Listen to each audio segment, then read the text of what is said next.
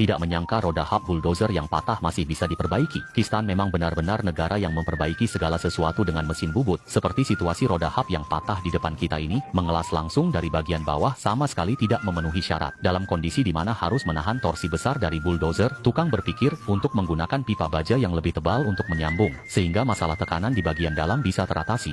Setelah memiliki rencana penyambungan, seperti kepala poros berbentuk panah besar ini, pasti perlu diperiksa teliti dengan alat ukur. Hanya selaras dengan cak 4 penjepit mesin bubut, seluruh permukaan patah dapat benar-benar diproses menjadi datar. Dan agar pipa baja bisa masuk ke dalam kepala poros, seluruh diameter lubang tidak hanya perlu diperbesar menggunakan pahat, tetapi juga harus disesuaikan dengan diameter luar pipa yang ada. Buat ruang untuk pipa baja, jaga diameter lubang poros. Lir penting untuk kekuatan. Pipa harus presisi, hilangkan karat, cegah celah, namun hanya mengandalkan permukaan kontak pas sama sekali tidak cukup agar bagian dalam juga mencapai kekuatan pengelasan. Dinding dalam diperbesar, harus diproses dengan ulir dalam. Meskipun pengelasan terakhir hanya bisa dilakukan di bagian sambungan, ulir terpasang dapat secara signifikan meningkatkan kekuatan. Inilah keunggulan dari penyambungan ulir. Namun, mengingat pipa baja harus memenuhi standar sangat presisi, tukang juga perlu mempertimbangkan diameter dalam kepala poros yang ada. Melakukan penghalusan yang teliti pada pipa baja, kita harus menghilangkan lapisan karat yang sudah ada, sekaligus mencegah pemotongan berlebihan yang bisa menyebabkan celah. Saat ini, kita bisa menggabungkan ulir yang telah diproses sebelumnya untuk menciptakan ulir baru di permukaan pipa baja.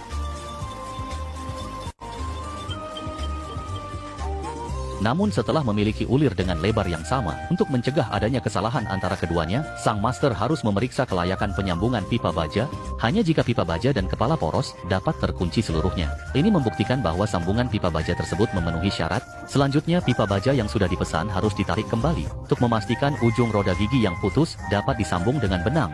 Dan setelah 2 putaran sebelumnya, ulir dengan langkah yang sama sekali tidak ada kesulitan, dan seluruh proses berjalan sangat lancar.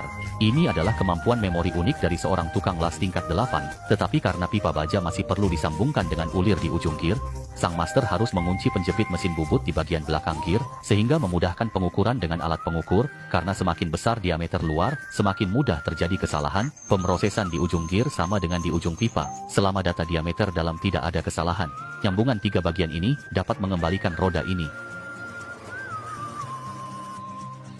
Setelah pemrosesan tanpa tekanan dari sang master, ujung poros kini dapat diputar dan disambungkan.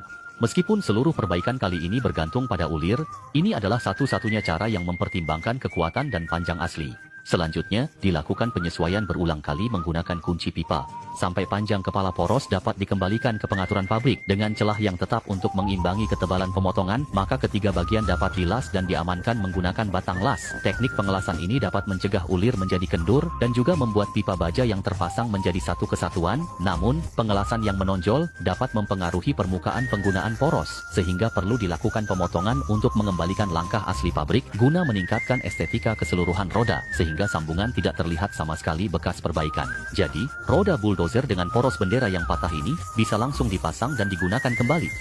Diameter dalam kepala poros tidak hanya tidak menyusut, bahkan kekuatan roda juga meningkat. Hasil perbaikan seperti ini memang sulit dipercaya,